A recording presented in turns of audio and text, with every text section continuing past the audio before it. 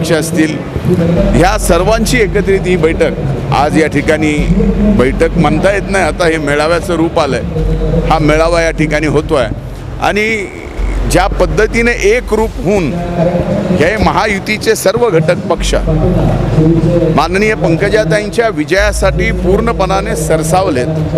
यातूनच बीड लोकसभा मतदारसंघात महायुतीच्या उमेदवार पंकजाताई ऐतिहासिक विजय प्राप्त करतील असा मला विश्वास वाटतो.